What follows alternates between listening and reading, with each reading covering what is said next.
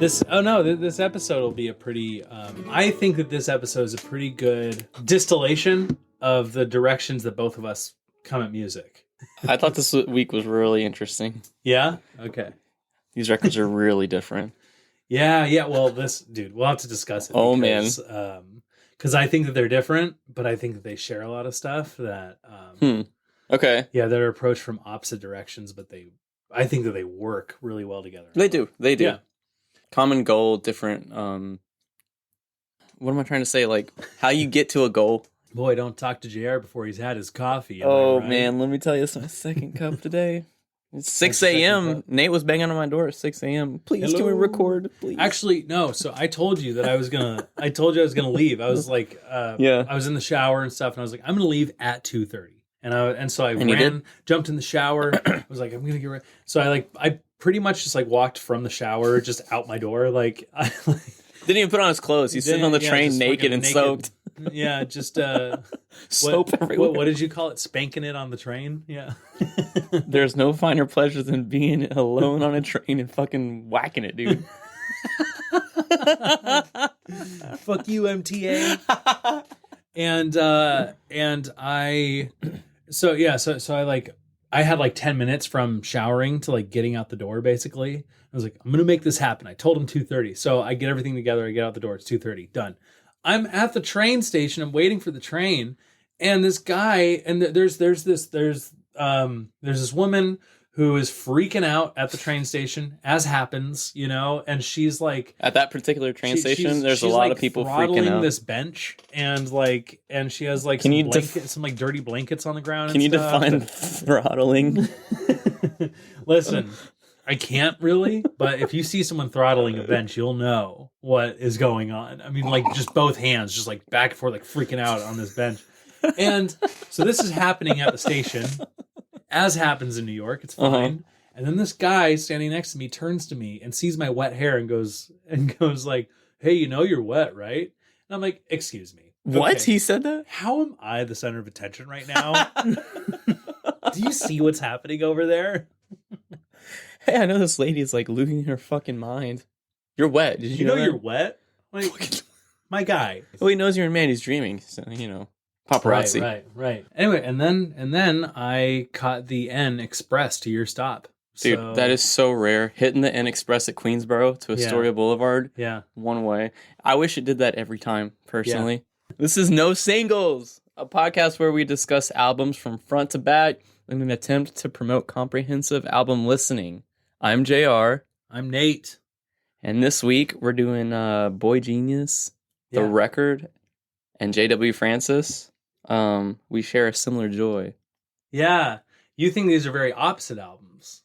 Well, sound-wise. I think that they are, in a lot of ways. The longer we do this, the more I think like you're exploring like the lyrics of the album and the meaning of it a lot more than I am. But I think I'm listening more to like the sound, which is cool because now that's like two different perspectives to put into the episode. But I didn't like think too much about like how similar are they.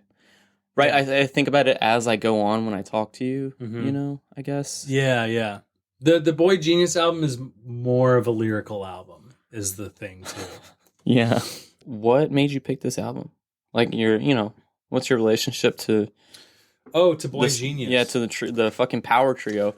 Julian Baker, I discovered 2012 or 2013, I think. Oh, good for you. Rolling Stone did this thing of like artists that to look out for in the future. And I was on a road trip with my family and I was bored. I picked up a Rolling Stone at a gas station and they had all these suggestions for stuff to listen to. And so I listened to everything on there, and I'm sure there's some stuff left over from that. But Julian Baker's Sprained Ankle album, I wound up listening to and loving, and I listened to that thing over and over again. And so I'm a huge Julian Baker fan. She's fucking great, dude. She's so fucking cool. Guess where she's from? Where's she from? Tennessee. She went to MTSU for a while. That explains for school. Like half her lyrics and her sound, dude. Yeah, we'll get into it later. Yeah. And then Phoebe Bridgers is newer to me. Okay, but I listened to her whole Punisher album, and that's like, she has this song Scott Street that I think is her number one song on Spotify. It's fantastic. Yeah. But I've started to appreciate her more recently. She also did a song for I Saw the TV Glow, the movie that came out, and her song on it is really good too. And then Lucy Dacus, I've heard a couple songs from. I don't really know her music. I need to get into that more. And then Boy Genius, I listened to 3 songs on the album, and then I was like, this is gonna be, and it's like a newer one, and I was afraid that I was picking a lot of older albums. I was like, this is newer. This will be perfect to listen to. There's all sorts of like heat around this album. How about you? What's your dude? I never heard of Boy Genius till I moved to New York. Oh yeah, yeah. A lot of people in like the Bushwick scene. Oh yeah, you told me a lot of your like lesbian friends listen to, which makes sense because they're they're amazing. Julian Baker. I didn't know like any of their individual stuff too much. I just heard it all. Yeah, but it's like more or less the sound of like Nashville. You know, it's like that indie country rock. Yeah, from Nashville that I'm so used to. But you know, I listened to it. It's pretty good.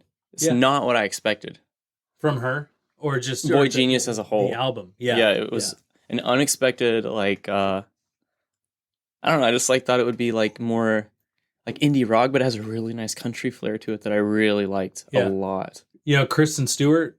She directed the initial 3 music videos for the album.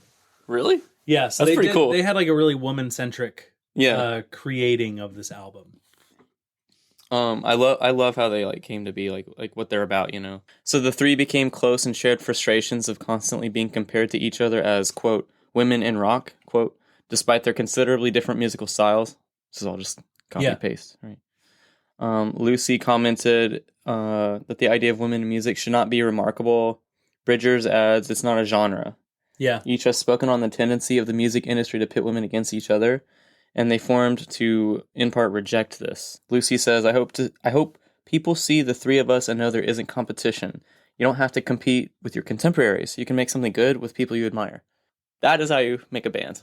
Yeah. That is the right way to do it, regardless of like your background or like what you're going through. I really admire that a lot. Yeah. Yeah, they seem to have a really like healthy look at how to work with one another and how to work with other artists. Yeah. I hope it continues to be like this. Well, okay, so about a week ago, Lucy finally like went on the record saying that she and Julian have been dating for a while. Nice. So I'm like, I hope their relationship lasts and I hope they're happy. And also I hope that's not the death of this group one day, because that like nothing breaks up bands like when people start dating in the band. Should I get into the gear? Okay, so Julian Baker, she uses a blue Fender Tele.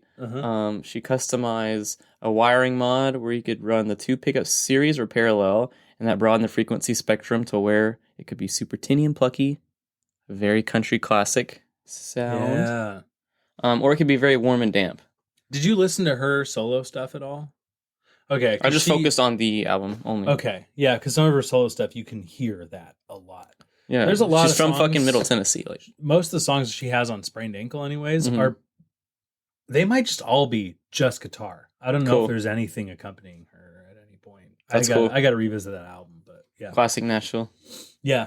She also has a butterscotch Tele, and she says it came with coil tap capability, which is when you have a pickup when it's like wound. You can wind it to like 5,000 winds, and you tap it off and run it through.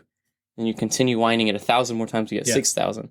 So like you can tap into it and choose between like that thinner classic sound or like the slightly beefier sound. Oh, cool. But she says, I took it out. We just put regular straightforward wiring in it and some G&L pickups in there, which G&L is Leo Fender's company after Fender. Oh. Yeah. Like his finalized, quote unquote, finalized designs for his instruments and equipment. That's so cool hearing about somebody like pinpointing the sound they want by being like, I'm going to customize the shit out of what I'm playing. Right. It's like, I loved what you did in like 1954 with the Tele. Yeah. But what you did in the 80s with these pickups with G&L are really the sound I'm after. Right. Let me put those in this body and see what happens. That's so cool. Right, dude? It's so sick. Julian goes, the beautiful thing about the Telecaster is that there's not a formula. There's not a way a Tele is supposed to sound. It's not imbuing the player with parameters of style. It's your most standard and, in a way, your most usable guitar. As a telly owner, I agree. Super insightful. A gearhead. I really love how much thought she puts into like her sound and stuff. Yeah. Yep. Phoebe Bridgers uses a Dan Electro baritone in Black Metal Flake, which is fucking sick. Yeah. You don't see a lot of baritone guitars around. She goes, I have it plugged in at my house. I don't even use a pedal board because it's kind of hard on pedals. I just plug it into my amp and write. There's something about the key of it. It makes everything darker and less Americana. I can write a folk song on it, and it sounds nothing like a folk song. If I'm covering a song and want it to sound like my version, all I have to do is plug in a baritone. Dude, cool. Fuck yeah, dude. Fuck yeah. Nothing better than a guitar chord in an amp, right? Yeah. Then she also plays a Waterloo WL14, which is like a top-of-the-line acoustic guitar. And it was gifted to her by Connor Oberst. Oh, okay. Of Bright Eyes. Oh, yeah, cool. I know, right? And Lucy has a Fender American Pro Telecaster. She doesn't play it live too much, but she selects this guitar when she does. She's also been seen playing Bridgers Waterloo. Oh, okay. That was a tongue twister. That must playing live shows, you know. Right, yeah, that's different. You want to so yeah, that's a little quick gear rundown. Cool. They're playing some good shit, dude. Like they know what their sound is. They know how to achieve it. This is like a classic kind of supergroup thing. Yeah, dude, they're fucking badasses. You got people who just all had their own sound established that they were making like a name off of as it was, and then coming together and putting all that experience together. They said in some interview that they had on their initial tour, it was the best tour they'd ever done, that they only had one bad day on their whole tour. I'm not surprised, dude. Like, look at how this band was fucking formed. Yeah, they all seem to get along like really well. I watched a few interviews with them. And you got anything else to say before we get into the songs? Bridgers and Dacus had both opened for Julian Baker before, and that's how they all met. No way. Yeah. Cool. And it makes sense because Julian Baker's from the perspective of somebody who was watching the music scene. Most established. I saw her long before I saw either of them. They all really just liked one another and formed in 2018, kind of like inevitably. Oh, yeah. When did this album come out? This came out in 2023. I mean, almost around this time, March 31st. Yeah, it's about to be 2 years since this came out. I remember going to a boygenius listen party in Bushwick. Oh, really? Yeah. Oh, cool. It was fucking cool, man. Oh, I bet you that was fun. Wait, so cool. did you listen to this album at the party? I must have. Well, it's the only... Well, they have an EP. Right, but this is their only, like, album. This is their only album. So, yeah, I guess that's my origins with the artist. A listen party in Bushwick.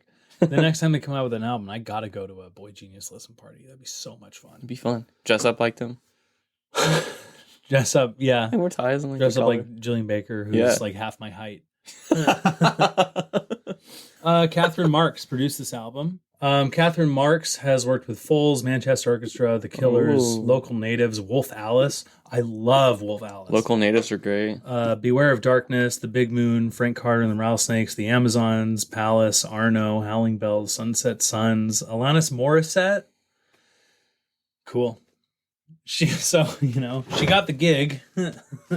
She had the experience. In some interviews, they have referenced her and said that like they owe her a big debt of like how well this album went, recording it in the studio. Their first EP that came before this, they formed the band, wrote the EP, recorded and produced it in 4 days. That's insane.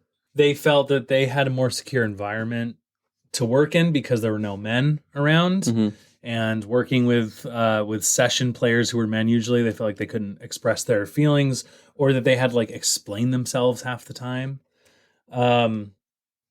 This album was recorded at the Shangri-La in Malibu. Oh, Boy Genius is a tongue-in-cheek name. You know about their name? Yeah. Regarding like the guys who wind up in the studio who have been told their whole lives, like, you're a musical genius. You're going to make it all the way. And then they like have a fucking ego when they get into the studio. Every breath you take is pure gold. Ugh, like stupid shit like that. Yeah. I've played with those guys. Yeah, there's a lot of them. There's a lot of them. The band has a Spotify playlist that they all contribute to with influences for the record. Oh my god, that's so cool. I need to go find this playlist. We should do something like that for it. Yeah. Well, we kind of have. We have a playlist that we made already for Manny. Oh, we got to put me in on that. Yeah. Matt Grubb photographed the album cover. Cool. He's based in Brooklyn.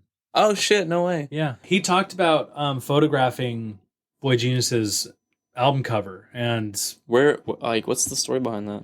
I don't know where it was or anything, but he was just really excited that he got invited by them to do it. He was like, I love this band. I'm so excited to be. The album cover's so sick. If you haven't seen it, it's just each one of their hands raised up in the air, showing off their cool tats. I think this is done indoors because you got light coming from the left and coming from below. I could be completely wrong on this. I mean, I don't know, man. You're probably right. I think it's just like the way that the lighting is hitting. So, Nate's a film school graduate. He got the Robert De Niro scholarship. I fucking wish, dude. You talking to me? I love this album. Uh-huh. Yeah, do you want to get into it? Yeah, let's do it. Without You, Without Them. Oh my god. Great opening to an album. Yeah. It's so it just reminds me of like sitting in church in Tennessee in the morning. Oh, really? Yeah, dude, a lot of I'll get into it later. It's just there's so many like familiar sounds on this record. Yeah, you can hear the space of the room a little bit in the recording. Dude, I love it. And it sounds so good. And their voices blend perfectly. So perfectly. They are such seasoned musicians at this point. Emphasis on the super group. Yeah. Oh, I meant to say earlier, it seems sometimes like in the interviews, and I could be wrong, but like Bridgers and Dacus kind of look up to Baker a little bit. I think so. And I think that Baker she comes off as like she's more well-read than other people, and she's really thinking hard about a lot of stuff internally, more than, she's one of those people who you meet where you're like, you really have a lot going on. Yeah. Like behind those eyes. You've got a lot going on in your head. And I think that they look up to her for that. Anyways, this is like such a clever way to start off an album. Dude, it is. Because if you're buying this album in 2023, chances are you're a fan of one of them, maybe two of them, And then to listen to this intro, it's just their voices. And it's kind of like equally putting all of them on the same plane at the very beginning of it with no instruments added. There's no competition. It's just all three of them working together as a team. It give me goosebumps. What a great way to I know. It's such a clever way to get around anything of like, whose song do we put at the start of the album? And then like, who's playing guitar? Like, who's technically the lead at that point? But nobody is. They announced themselves. This is boygenius. Yeah. And then... wow. We go to $20. Then we go to $20. I did not expect this. Yeah. Dude, 10 out of 10. You mentioned while we were playing it back just now, you were like, oh, I gotta hear... Baker's voice coming in. Yeah, Baker's voice pop in. Yeah. That guitar tone at the beginning is killer. It's simple. Yeah. This song, this is my favorite one on the whole entire album. Oh, fuck yeah. And it's in 7/8. I love a non-traditional time signature. Yeah. Oh my god. And then kicking off the album, like, it's like with like quote unquote proper songs, right?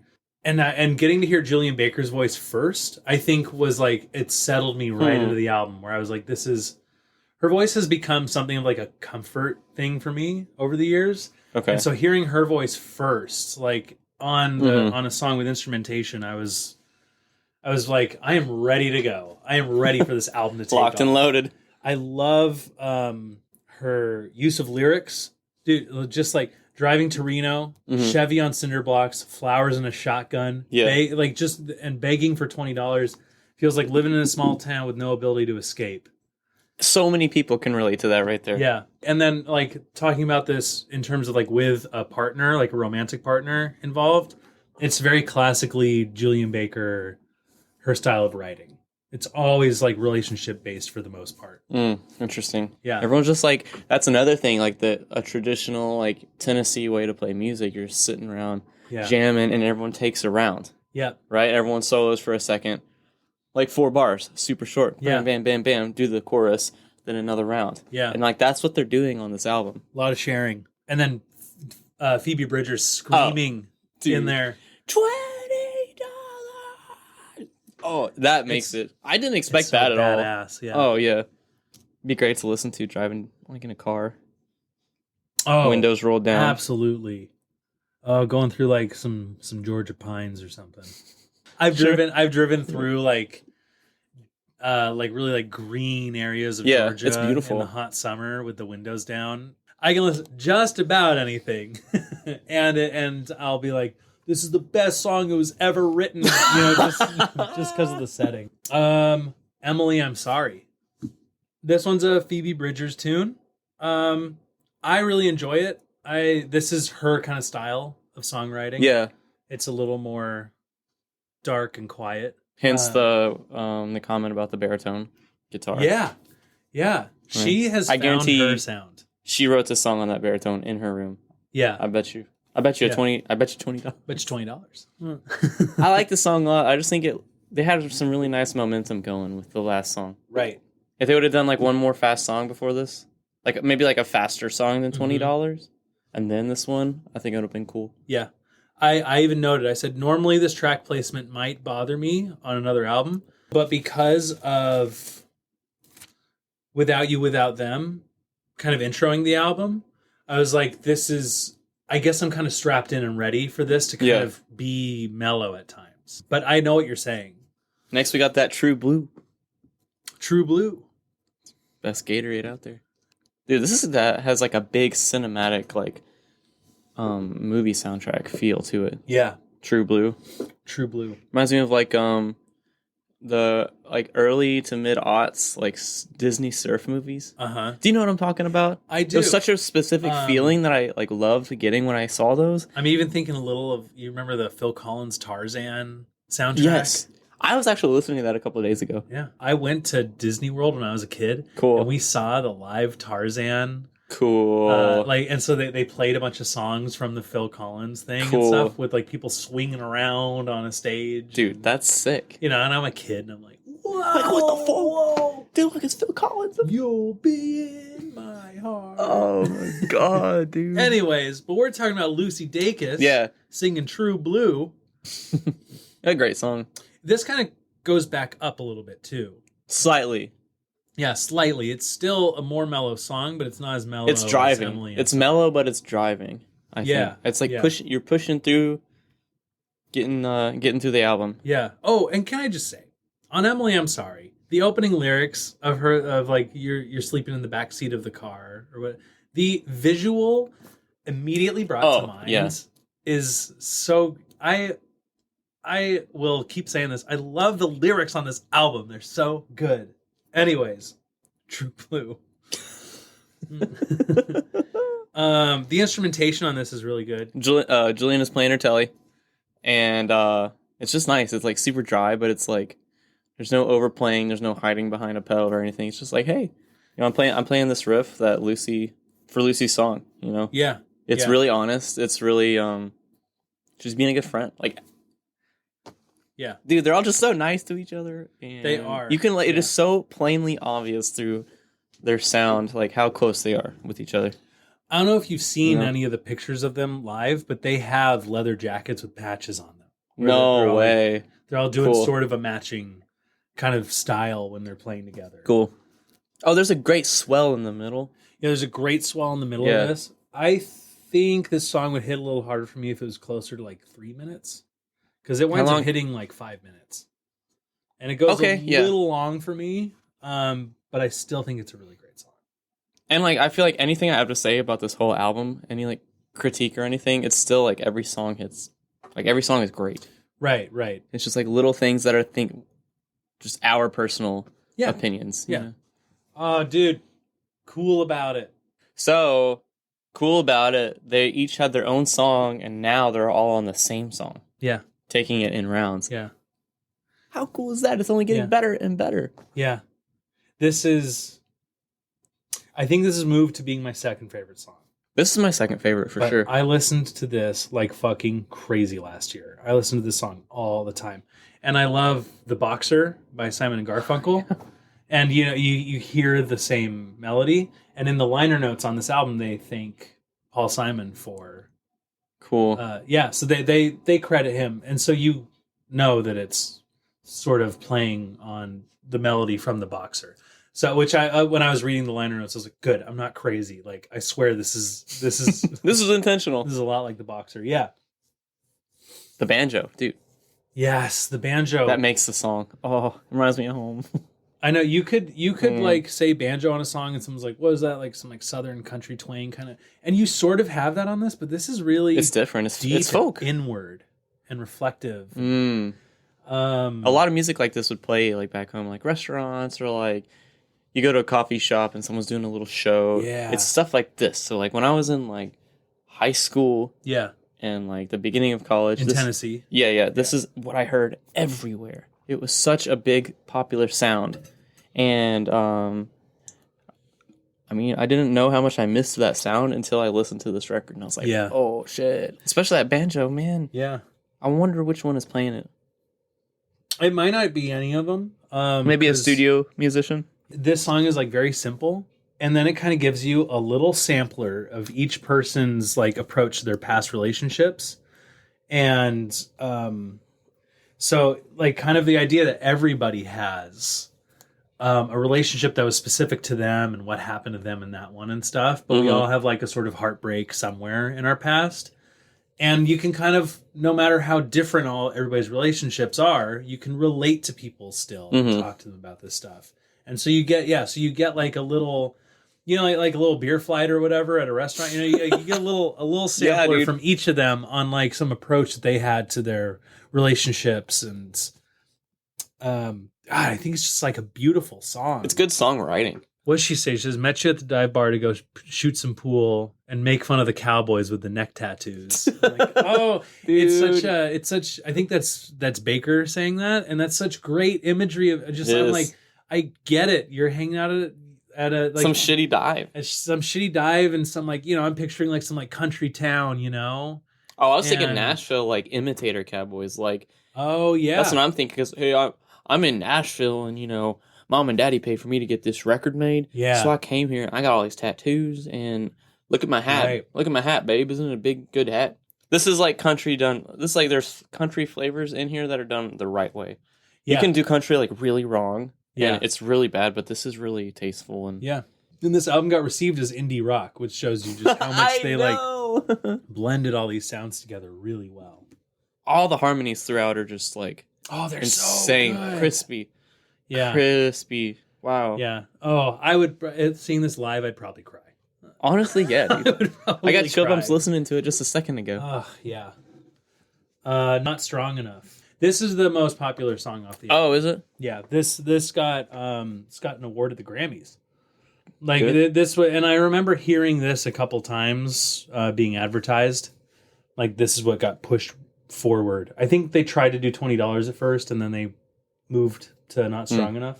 You get Phoebe's lyrics coming right in, and then right off of that, you get that snare, and Bridgers comes in with this snare behind her, and then you got Black Hole opened in the kitchen, and then just it like takes off. And what a cool line to open with. Goes, yeah. More great lyrics. What do you think? Dude, this song is fucking great, man. It's in my favorites for sure. Yeah. Let's see. Oh, there's some nice synth in the back of this song. Mm-hmm. Right? And there's like little guitar like sparkles here and there. I get real big Nashville country pop vibes. Yeah. Yeah. On this, which is it's like a different flavor of like the Julian country that I've been getting in the earlier part of the album. Yeah. And it's like a great transition. It's like I'm not bored in the album. The lyrics just kind of touch on mental illness and relationships, and the narrator's like self-image in relation to that, which is just like the theme kind of the whole album. But yeah, best rock song and best rock performance. It won 2 awards. Good. Oh, Revolution Zero. What in the world could they be referencing to 2 humongous Beatles fans? I'm really biased towards Bridgers' sound, so I'm just like that's fun. I like Julian's sound more. Yeah, I'm like rolling. I mean, I think if I have to pick one, I like Julian's sound more, but like I still love the set like Phoebe Bridgers' sound so much. And the melody on this and stuff sounds a lot like her Punisher album, so it kind of like brings me back to that a little bit. Oh, okay, cool. What do you like about this song?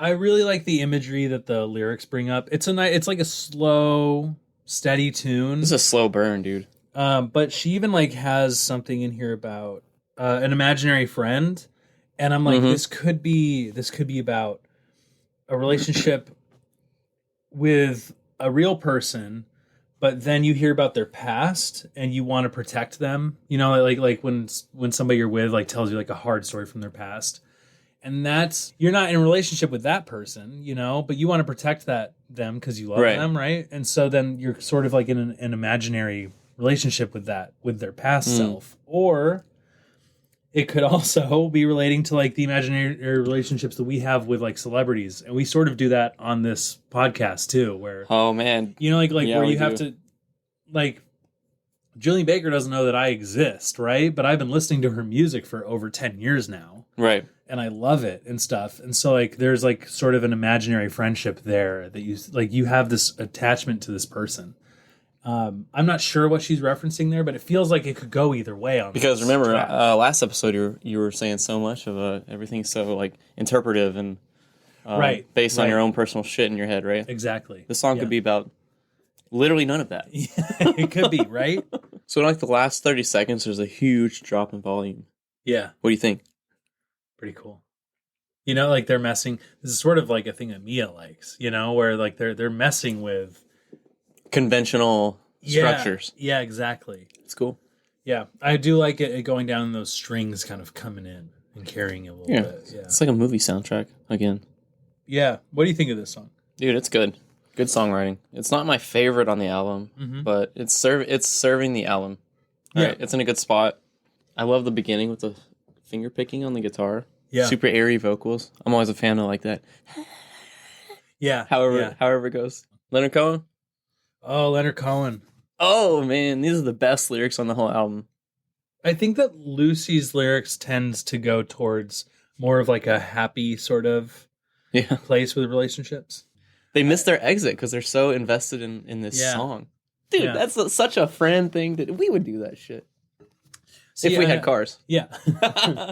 See, because I'm thinking this is like, you know, a couple. And they're in a car, right? The metaphor, dude. And they're and you know, like you're in a relationship with somebody, and a song comes on, and it's really important to you, and you want to share this piece of yourself with the other person you're with. So you turn the volume up, and you're like, you just got to listen to this whole song. Stop talking, you know. And you as the driver, like, I guess this means a lot to them. I'm just gonna like sit and listen. Yeah, it's cool. And I think that the song they're referencing is "Anthem" by Leonard Cohen. Oh, also, I thought the chords are very like punky. It's like punk guitar chords. Oh yeah, very, very punk. It's cool. Like this really nice, happy vocal melody and lyrics go under this like angsty punk chords. Yeah, but it's on the acoustic guitar, and it's just, dude, this song works really well. I might like you less now that you know me so well. That's relatable to everybody in the whole world. Those some good lyrics. I know. And then the song feels a little unfinished, and then you get the final statement at the end of like, I never thought you'd happen to me. And then I'm like, you know what? This is the whole feel of this song. And it just ties it together, and it's like, you know what? You made your statement now, and I get it. It's so good. It's such a good song. It's very sweet. Yeah, I like the sweet stuff. Sappy stuff, you know. There's a crack in everything. That's how the light gets in. That's Leonard Cohen. And I think that applies to the partner in the song. So it all kind of ties back to Leonard Cohen, you know. And then they're having this revelation, at least by the end of the song, that they're glad they can open up enough to let somebody in. Satanist. This is my favorite track on the album. Why? Because it kicks ass, dude. It's so good. Yes. It's so fucking great. This is littered with lyrics that make me jealous of like people's ability to write songs. Like that's the car one, right? Specifically, I mean the whole thing, but specifically the will you be an anarchist with me, sleep in cars and kill the bourgeoisie is such a fucking That's great. Have you ever seen Repo Man from the 80s? That's such a Repo Man style lyric. The song itself just like rocks out. Oh my god, yes, dude. If great guitar line. And they just kind of play each of their parts, and there isn't necessarily a chorus, and instead of a chorus, they just jam out for a little bit. Yeah. And you get to just like headbang to this song. That Phoebe screaming again. Dude, this song is so fucking great. Dude, that's like such like emo punk guitar shit at the beginning. Oh my god. It's like, am I like ripping My Chemical Romance off a CD right now? I think that's part of what I love My Chemical Romance, and I'm so like, good. this might be why I'm so biased towards this song. Oh, they put a great, like, they track like an acoustic guitar and a distorted guitar at the same time. Yeah. And it's not like the distorted one isn't blowing the acoustic out of the way or anything like that. They're tracked along together, and it mixes really, really good. Yeah. The snare, dude. Oh my god. The snare that was like on the song is so crisp. Fucking surprise and delight in that one section when it's like so like beat off in a different like jagged and it stutters. Yeah. Damn, Oh, this is my second favorite, dude. This is such a good fucking song. Yeah. Yeah. You ready for the next one? Ooh, We're in Love. Okay, so basically the song is just like describing how much this person means to them and stuff. Throughout the song, they kind of break up a little bit. Oh, okay. And so they've grown separate, but they're still like lovesick for this person, right? And then the last verse references at the end of the song, she's gonna live in this until the next life when she gets to meet her soulmate again. It's so beautiful, things man. Didn't work with them in this life. I listened to this late last night. I was describing the lyrics to my girlfriend, and I was like, you get a little emotional. I was on the verge of tearing up, and she could tell. And then she went to bed, and then I just stayed up and I listened to the song again, and I just like got teary eyed. And I was like, it's just these lyrics are beautiful. Instead of it being like a tragic ending or something, Lucy spins it into being this positive thing of like, it's okay because in the next life you're going to meet me. And this is what's going to happen. And this will be on my mind until we meet again in the next life. Because I could never forget the way that smile in your eyes. Oh, man. Dude, those lyrics just get to me. And the pink the pink carnation in the lapel, that's a reference to Elliott Smith. No way. Yeah. Yeah. This whole album is kind of littered with little... I'll be the boy with the pink carnation pinned to my lapel who looks like hell and asks for help. Oh, that's such... Those lyrics are great on their own. Right. Yeah. It's like poetry. Yeah. Yeah. Yes. I mean, it's like such a beautiful fucking song. Lucy lyrics are my favorite, dude. Yeah. I like Julian's sound is where it's at, but if Lucy could sing for Julian's band. No, but it's great. It's her lyrics are so like her singing voice is very velvety. It's so different than the other two. Yeah. I mean, it's in a great spot in the album. You know, it's almost done. Just a little sweetness right before the end. Yeah. You know? There's a quiet little piano solo. Yes. Right. Yes. Here in the song, and it's beautiful. Oh, and she has this lyric about like after they've broken up and it's October and she's sick of watching trash TV, so she's lonely and goes to karaoke. Trash TV karaoke. And what then a great rhyme. She references like, I'm going to sing the song that you wrote about me and I hope nobody recognizes me. Oh, they have the hummingbirds reference in there. So the band finished a recording session and the three of them were just exhausted and they got in the back. It's like 6 a.m. They get in the back of this Uber and their driver is being really polite and is like, how are you guys doing? And they really didn't feel like talking. But then they were afraid they were being rude to him. So they're like, you know, they don't really want to answer. And they're like, how was your day? You know, and he's like, I woke up today and I sat on the porch and I watched the hummingbirds. And if I could do that all day, every day, that's what I would do because I just love it so much. And they were like, that just sounds so peaceful. And he sounded like such a sweet person. We needed to like kind of remember that and reference it in a song. Anti-curse? What do you think? Jillian Baker, waning poetic about a time she went swimming in Malibu and nearly drowned, thinking that she could handle it. Yeah. And then, fighting against those waves. Sounds really scary. And then, she like references flashbacks of her past. I'm guessing like these are like flashbacks that like come up, you know, like while you're like struggling in the water and stuff. And then there's some Joan Didion quotes in here, or there's at least one. Joan Didion, she wrote Slouching Towards Bethlehem. It's this whole thing, but she Jillian Baker referenced it. Okay. Which kind of ties back into like I think that she's the one who's really like thinking deep about stuff all the time. Lots of quiet guitar, bass, drums, driving, moving this forward. The drums get like crazy fun during the choruses. Yeah, they do. Holy shit. Yeah, they do. Backing vocals are great. Yeah, this is one that the more I listen to it, the more I like it. But it's one of the lower tier ones for me in the whole album. Yeah, it took a couple listens to be like, oh, this is a good one. Yeah. Because that baritone guitar is popping out on here. You can really hear that, and I like that. It's a good song. I don't know if I would have put it like second to last, though. Right. Maybe switch this and We're in Love. Yes. Right? I think so. Yeah. Yeah, because We're in Love sort of like floats into the end. The chord progression of this song is great, too. Yeah. Yeah, the chord progression is great. All the songs. I mean, I will say, though, during the drums during the chorus really are fucking fun. The choruses are really fun on this song. Letter to an Old Poet. Oh, yeah. Closing it out. All this tension at the end. Wow. Letters to an Old Poet. Yeah, what do you think? Dude, it's great. It's a callback to that first track. Yeah. It's like they're reminding you, like, hey, we're boygenius, and, you know, we're bringing you wholesomeness, friendship, and, you know, like, just propping each other up. Yeah. You know? Yeah. It's just a little reminder of, like, hey, you just heard all this stuff. Don't forget the initial message of our album.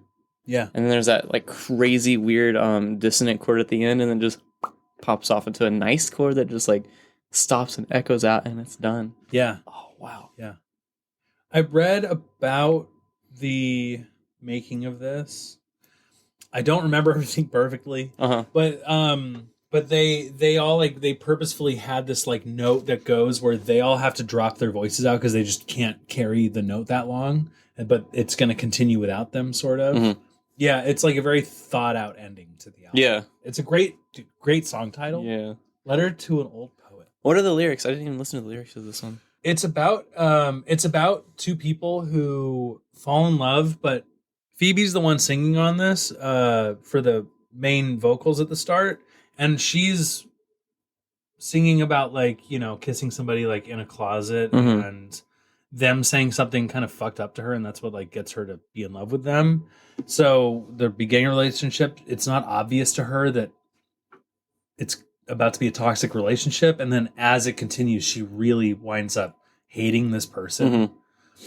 And I think that it could be interpreted that the person in the song who she's in a relationship with is a musician, and this is like her letter to an old poet, and they're a songwriter.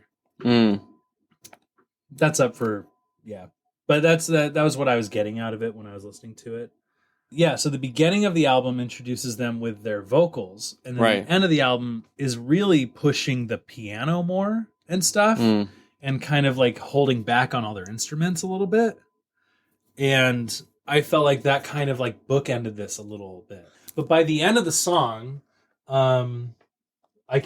she says, I can't feel it yet, but I am waiting. And basically like the belief in herself.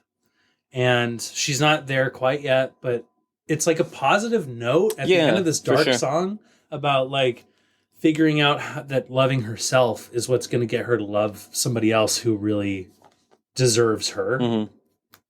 And it is the perfect ending to tie into this J.W. Francis album, because those are like similar themes, but coming from the opposite direction. You know, one of them is coming from a really dark place of going through the shit with these feelings and stuff, and the J.W. Francis album is really pushing this from a positive place of like kind of pushing away all the negativity throughout your life because you have this like confidence in yourself, and you can bring that into relationships and stuff.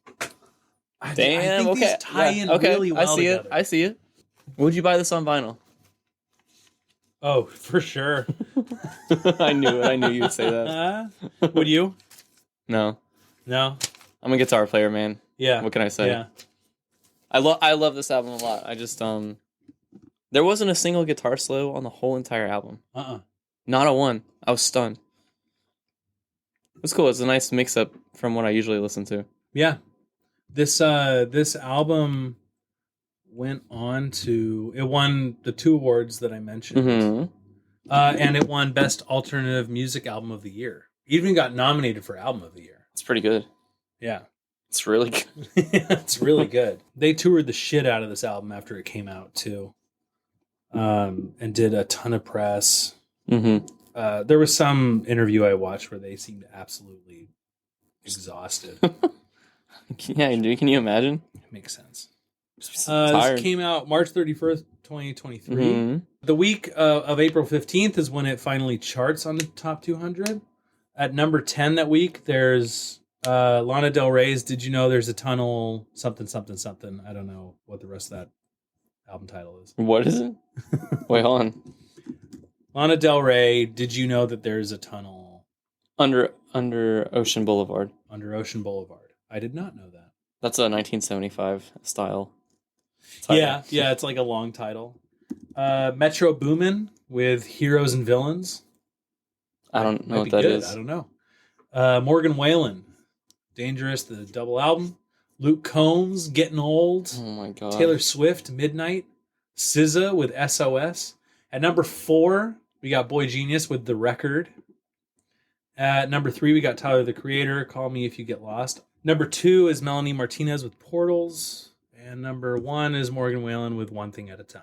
So that's who's in the top 10 that week. They debut at number 4. Not bad, shit. Pretty fucking good. Taking super some group awards status. home. Yeah. Putting trophies on the fireplace mantle. Good for them. Anyways, I think that album ties really well into J.W. Francis. Nate, like, what do you know about JW? What's your... I didn't know anything about him until last year when you introduced me to him. What do you think of his sound?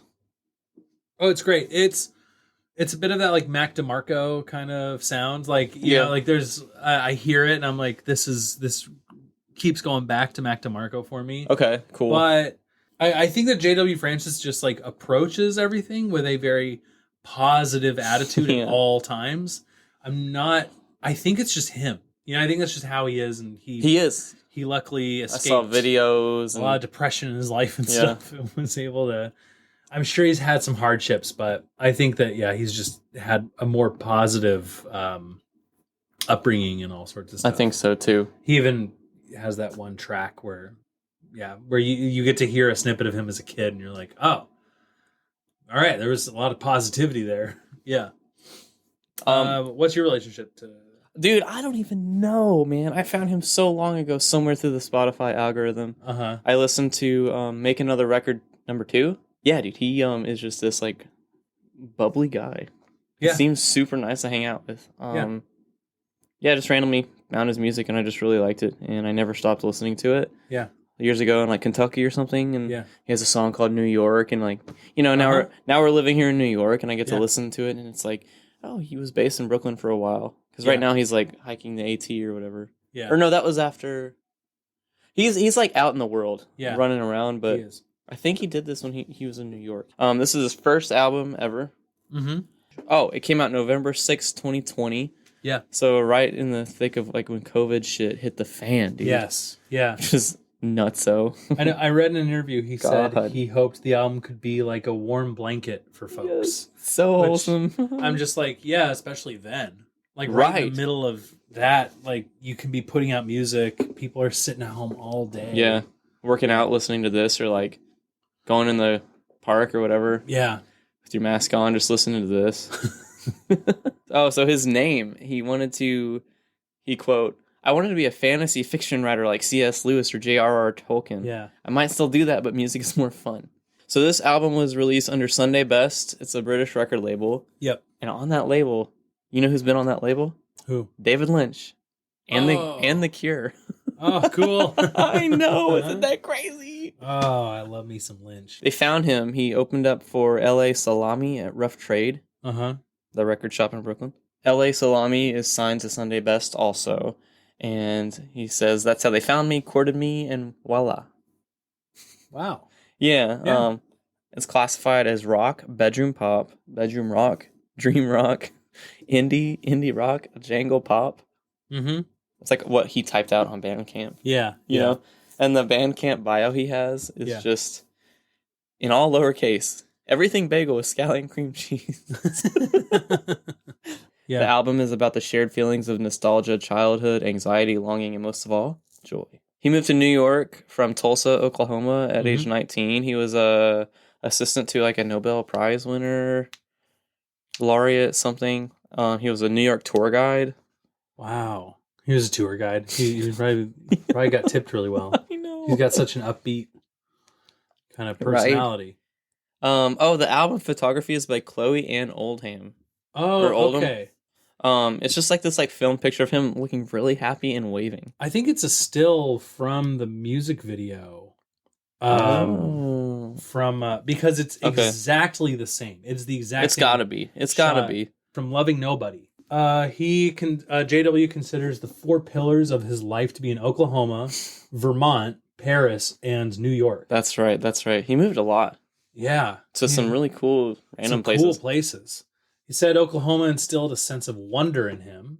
Vermont is where he learned to play guitar because he was indoor for like 8 months out of the year because of all the snow and stuff they had to endure.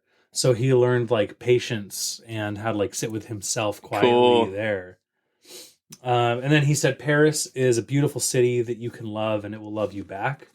Whereas New York is a beautiful city that won't love you back and makes you have to prove yourself. Oh, he talks about how his songwriting evolved over time. Oh, yeah, let's hear it. When you start out, you want to avoid sincerity because it sounds cringy. So then you wind up mixing metaphors and you think that you're Bob Dylan, but you wind up saying nothing. So then you have to go back to being sincere, but you sidestep cliches. Mm. Yeah, and basically just like practice makes perfect kind of thing. Like he's not in this position because he just got there. He worked for it. He wrote like hundreds of songs. He even said like he practiced writing songs about fruits for a long time. And that unlocked things for him where he was like, I forced myself to be focused on a topic. Yeah. And that got me lyrically to where I needed to be because I had to like dig out what I could from that. That's a pretty good exercise to do, actually. Yeah. Wow. He had a song about bananas. Yeah. And Old 40. We had the banana song when I was in Old 40. And he said something, and we said, get the fuck out of here with your plantains. Nobody eats that shit. You know, he said that. And he had a song about tomatoes where he said something like, fuck you, you're not a fruit. And so it's like, it's all, and I was like, there's some similarity here for y'all could have opened up for him. That'd be fun. Yeah. Oh, that would have been fun. When he was in college, he was at Columbia University. He founded and ran his college radio station, as well as the music publication Rare Candy. Cool. Which I'm assuming is named after Rare Candies from Pokemon. Which is a great name for like a little zine. By 2020, he's played 72 shows in 19 states and 5 different countries. That's a lot, dude. Like he's played like a quote unquote, like a small amount of shows, sort of. But he's played it in 19 states and 5 different countries at this point. He's a traveling man. He's like zooming along career-wise. Every time that he leaves the state to play in another, he hires local musicians as his backing band. And he's not amazing, dude. He's like not really hardcore about how they play. So he thinks that like usually he walks in the studio and they're usually like kind of like, oh, this guy's gonna, we have like no time to learn these songs and this guy's gonna be a dick about it and stuff. And instead he comes in and every time he plays a show in a different state, it sounds different because he's not really hard on the musicians about how they perform it. That's a really cool idea. Yeah. Doing music right, man. By being nice. Yeah. Just be nice. I think it's just his personality too. Like I think that he just can't really get upset about things. No. So his speaking voice in the videos is so different than I thought how it would sound. Oh, really? Yeah, he talks low and kind of like just not. I pictured him talking like, I don't know. Oh, hey. Yeah. My name's Francis. Call me JW. That's what I was kind of thinking. What about the gear? He plays a Fender Duosonic in Desert Sand. Okay. Beautiful guitar. He named it Lisa Simpson. That's fun. Yeah, right. He added a humbucker bridge pickup. It's a rosewood fretboard. It's not like the maple. So, dude, I don't know if it's like the tuning pegs are new, so it's not like an original 50s, 60s, 70s. So it's some type of reissue, but he's like just modded it and stuff. Okay. And then he moves on to a crimson red transparent Duosonic with a factory humbucker in the bridge and a single coil in the neck. Yeah. It's a unique guitar, unconventional. Not a lot of people play that Duosonic out there right now. All right. You want to get into the album? Yeah. Home. Wow, man. What an intro to an album. Yep. Nice, like, melancholy intro. Yeah. A Super sad lo-fi. solo sort of thing. Yeah. The lyrics are, is that the one you call on your walk home? Is that the one you loved before you came here? Is that the one who kept it all together before you left town? Is that me? Yeah. So cool, man. Yeah. Which that becomes, that's part of the theme throughout this, is moving to the city with his partner. This one's pretty heavy on lyrics that talk about like a relationship with another person, and through that having belief in yourself and stuff. But yeah, it's a really gentle song. Oh yeah. And Boy Genius actually also had a pretty quiet Tame sort of intro. But generally, I think we've been finding on most of these albums, it's like they like burst in with the first song on a lot of them. And both these albums have kind of been the opposite. Which is nice. I like a little switch up. Yeah. It's a short little intro. It's like a minute. Mm-hmm. And it pops right. It pops right into. Is that the one? Is that the one? What a great transition from that slow intro to this. It just kind of like, it's like a splash of sunshine. It blasts right in. Yes, it is so catchy. Give me. Yeah, what do you think of this? Dude, 10 out of 10. The little crunchy guitar in the back is so nice. Like this whole album, what I wanted to say earlier that I forgot. It was produced, recorded, and mixed by Sahil Ansari. Yes, super big deal. He did it all, man. Do you know where they recorded this? Do you think it was just in someone's apartment? No, it was in Brooklyn. Anyways, yeah, this song is great, man. The back guitar is like pretty crunchy, and the front lead has a nice round sound. Yeah. There's a little solo 45 seconds in. Tasteful, not too crazy. He's not overplaying. Yeah. This is a nice driving, energetic song, which it is. I'm a big fan of. Well, and it cuts right into that From Home, which is exactly what you need. It sounds like him talking about being on the road and being a touring musician, but he's still in a relationship with somebody else. Mm-hmm. The I Love You More Than I Thought I Could is a really sweet, very sweet lyric. Yeah, it is. Yeah. I like that part. This might be my favorite song on the album, actually. Wow. Yeah. It just kind of like drives along. I listened to the album again today before I came here, and I'm just like, there's a few songs where I'm like, that could be my favorite. I'm still trying to like access the album, you know? Yeah, yeah. But I think that this is it. I think this is my favorite one on the album. Cool. I think this is my second favorite. And then after that is Lo-Fi. Lo-Fi. Yeah, maybe this is my favorite. I don't know, you know. The melody on the intro guitar is like it's such a catchy hook. It's so catchy. It kind of reminds me of Vampire Weekend a little bit. Yeah, it definitely does. The drumsticks are hitting each other. I love that in there. Yes. That's so dude, the texture of that like really does it for me. Yeah. That's something on this album that keeps happening where he's tooling a little bit with, some instrument is just kind of like doing something different on this song, but working in favor of the song. Always. Yeah. The chorus isn't what you expect it, and so it sounds even better. Surprise and delight. Yeah. Like that could fall apart on a different song, but it really works. So we got Lo-Fi running into Good Time. Good Time. This I'm having a good time right now. Yeah. Having a good time. Oh man, the intro to this song. So you told me that he is sampling himself as a 4-year-old kid. Yeah, and it's from a home video that he randomly found just before recording this album. So he samples himself saying, "I love my brother, I love my daddy, I love my mama, I love my sister, and I love myself." Yeah, and he's 4. He's got that really nice, like blown out, like organ synth behind it. Yeah, and dude, the way you were saying that story about that one song that made you tear up. Oh, yeah. When I hear this, I feel that exact way. Oh, really? Dude, this pulls my heartstrings. It's like a perfectly orchestrated little piece of his childhood. It's so fun. I hear this intro and I don't have a problem with it at all, but I do. I'm like, I cannot relate to this at all. I had such a different experience growing up where I'm just. Did you have a Boy Genius experience? I had. I think you're not a JW. You're a Boy Genius. That's why I'm saying, dude, these albums are perfect for both of our approaches at like ending up in the same place, but coming from opposite ends. Mm-hmm. Yeah. when he the intros it pause. with the I want to get it right. But it's not like in time or anything. It's just like this really long pause. Yeah, which makes it even better because you're waiting for it. Your brain is like counting the time subconsciously. Come on. Yeah. And he goes, I want to get it right. Yeah. It's so nice, dude. Which would be really fun live.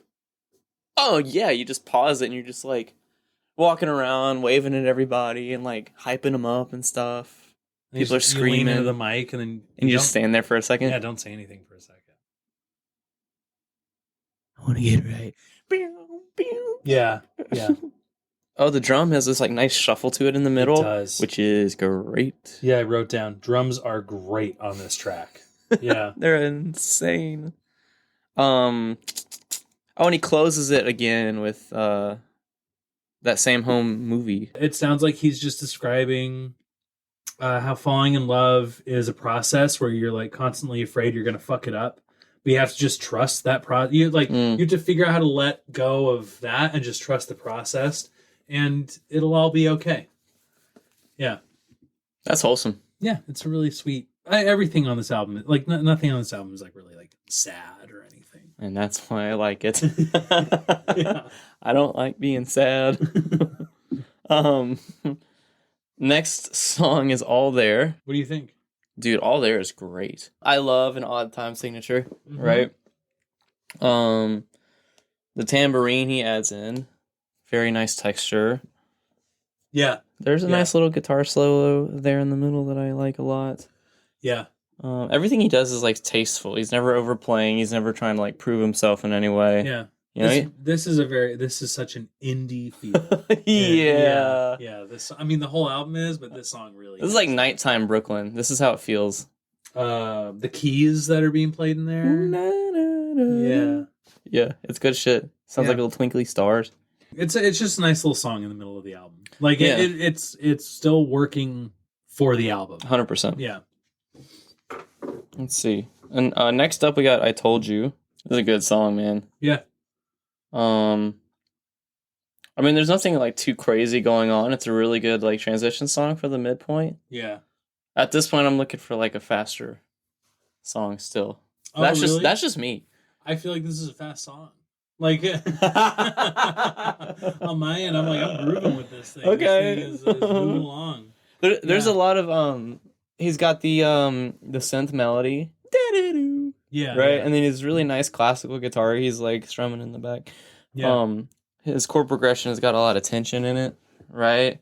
He only he says, "You told me I could be your best friend. I only want to be the best friend that I can be to everyone I know.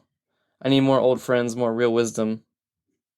Oh, to be so young, bored in freedom. Yeah. Yeah. You made me into someone I could learn to love." Yeah. I really like that line a lot. Yeah. It's just a very positive thing to end it on. Yeah. And it's talking about, love in a relationship and how like you can learn dependability on yourself and through somebody else if you're not able to do it on your own. Yeah. Yeah. And he closes it, he goes, "I told you love was like a dog. It smiles when cared for." You like this song? I do. I do like the song. If you had played this for me, just out of the blue, Yeah. you said, "Who is that?" I'd be like, "Well, that's Mac DeMarco." Equating the relationship to his best friend is cute. And then at the end he drops out the drum and the bass, which I think is a really good choice. Yeah, dude. It just sets it apart just enough from the other songs while still keeping it, fresh, and it's Makes you think about what he was singing about when all the instruments are dropped out, It does. Yeah, it pushes his voice right up front. Like, okay, it's me and the lyrics, I guess. Cool. Yeah, that's a great song. And after it ends, it goes to Everything. Yep. What do you think? I like the song. The way that it starts out, younger me, who didn't listen to whole albums, like Oh yeah. I wanna that I would be like, wow, Skip. Yeah, dude. What is this? And then it falls right into the full song right after. If Like I a just, second listen, later. Yeah, a second later, yeah. And it's just about like the intimate feeling, being swept away by this new relationship. I want to tell you everything, right? It's exciting. And then the back of the car line combined with wanting to leave town with them very much reminds me of like when I was, especially my like relationships in my early 20s.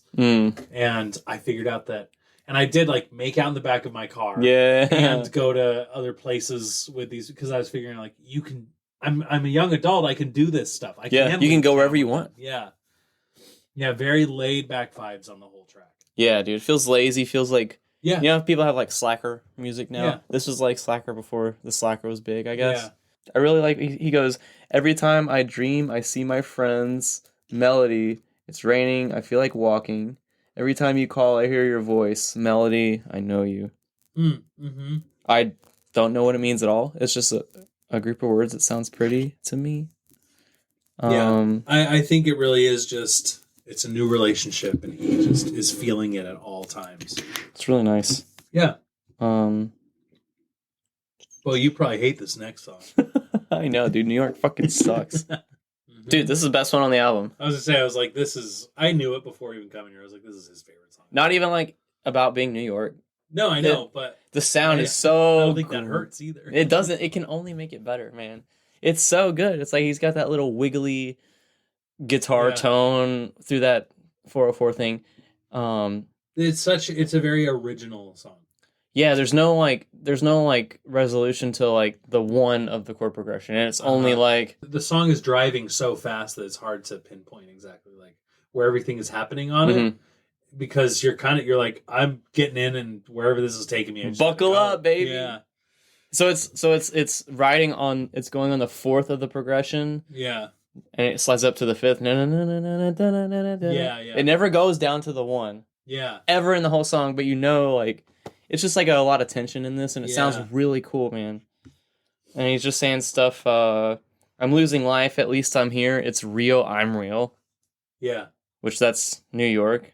That's life. That's anywhere USA, right? It's like, you're losing life, at least I'm here. I think it's part of the... Yeah, how do you... The song is like at breakneck speed, and he's also, I think, describing like the whole...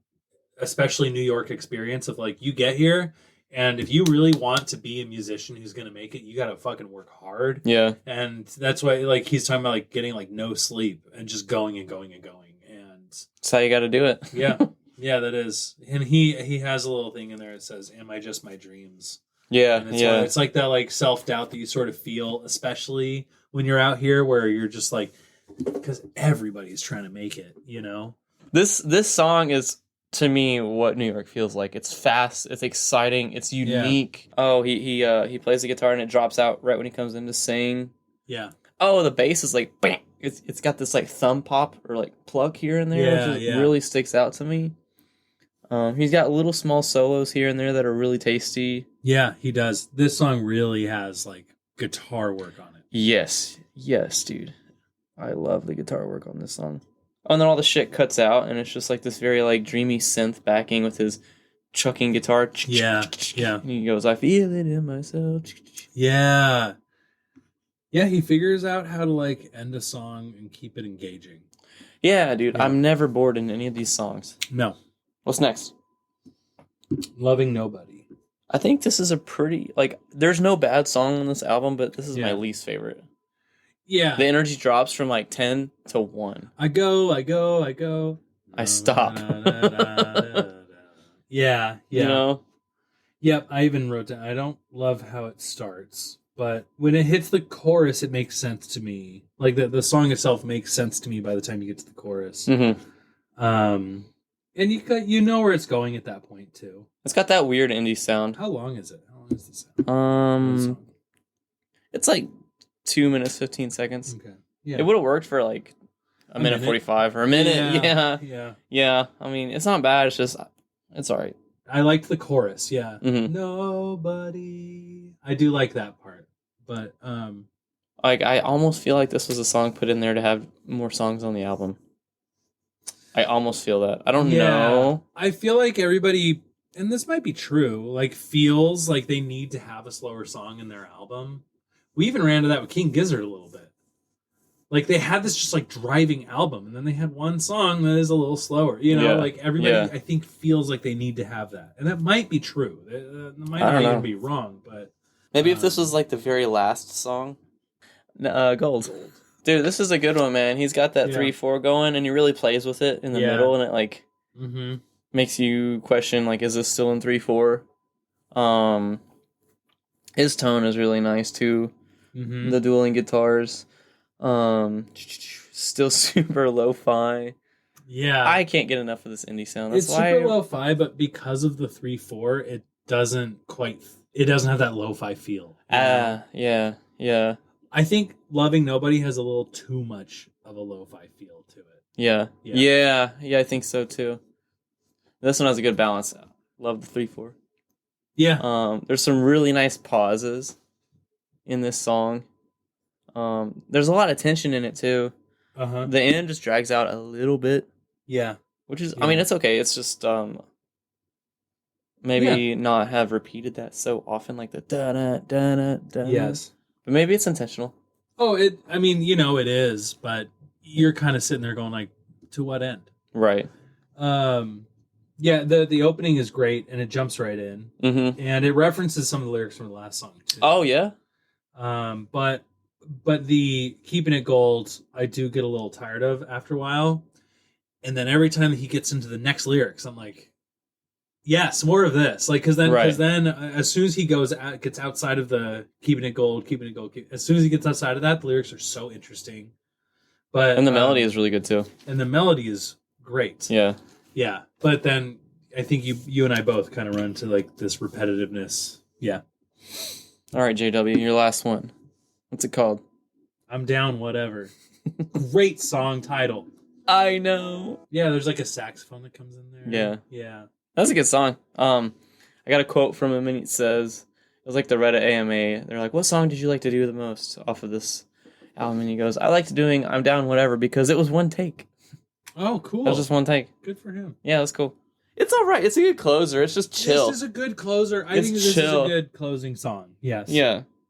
Yeah, he has a melancholy opening and a melancholy closing, and it's fine because everything in between is, except for one song, is very like, upbeat. Yeah. I think he's aware. I think he's gauging how much happiness he can just like throw at you in an album, right? Like, yeah, sometimes people can't handle a whole album just like it's upbeat especially because he's talking about, like, when we did King Gizzard, it's very like, it's like I'm in your mind fuzz. Yeah, I'm not in your mind fuzz. Yeah, and it's like talking about like mind control and stuff, and I expect kind of like a fast moving kind of jam from something experimental like that. But this is like talking about relationships and feelings and whatnot. And I'm like, yeah, you kind of need to go down a couple times. At least once or twice. Yeah. And, this like reminds me of Lou Reed so much. Yeah, dude, holy shit. Yeah. Maybe he drew from that when he was living here, Oh, I'm sure, right? You can't be in New York and not think about Lou Reed, although I think there's probably a lot of people in New York. Well, I mean, it's fucking know who Lou Reed is, but yeah. Go listen to Lou Reed. The hook is nice. The hook is so nice. Yeah. And he like doubles the vocal line with the melody. Yeah. You mentioned you love the name of the song. I'm Down Whatever. I'm Down Whatever. I love that. That's so like, it's such like a I think it's a really good wrap up for this whole album, for him to be kind of talking to the person who he loves and just being like, I'm down, whatever. Like, he's just kind of like, let's do it, giving it up and letting it go and just trusting them and being with them and stuff. And loving himself. Like, he's like arrived at a place where he's comfortable loving himself, kind of because of this other person. Sails off into this just nice ending that just tapers away. That like still, I think both these albums just kind of have figured out this way of talking about like relationships, negative or positive, how you can come out of it figuring yourself out better. Yeah. I like that message. Yeah. Do you think they would be good playing a show together? I actually think they could. That should be a question we ask in the future. These albums, I think, inform each other pretty well, and I think these artists could play a show together, too. He would open up for boygenius, for sure. You do a double bill of J.W. Francis opening for boygenius, especially if you had him finish that set with I'm Down Whatever. Yeah. And he's like, I'm down, whatever. Are you down with boygenius? Oh, whatever. And just walks off. And goes off on this just like, tiny note. And I think everybody would enjoy it. Would you buy this on vinyl? Right now I'm saying no. Okay. But I've listened to this 4 times now, I think, since I got introduced to it. And it's growing on me. So I might. This flows really well as an album. Yes, dude. The other thing is, I can't remember what the artist is. There's somebody coming up who, because this kind of relentlessly really sticks to one sound. He really just sticks to that lo-fi sound. Yeah. And it works for this album really well. It's not overdone or worn out. It, you know? Yeah. And there's an album coming up, I can't remember which one it is, where it's the same thing where somebody stuck to one sound, but I think it's way overdone. And I'm trying to, and I don't remember what album it is, but I'm trying to figure out why one of them bothers me and one of them doesn't. Is it like recent? Is it like upcoming? It's upcoming. I would buy this on vinyl. I was gonna, yeah. Would you buy this on vinyl? Hell yeah, I would. All right, that'd be great, man. I know. I think we're both like we're both in our respective corners on this one. Of like, I love this album. I like being on the same page. Yeah, yeah. Any final thoughts? JW, if you're out there, come on our podcast. We like your work. Yeah. We'll I'll cook you chicken wings. Yeah, we got another episode to record after this, so let's get some food or something. Yeah, dude, I'm starving. Maybe a beer or something. Oh yeah, I'm down. Whatever. All right, we'll see y'all later.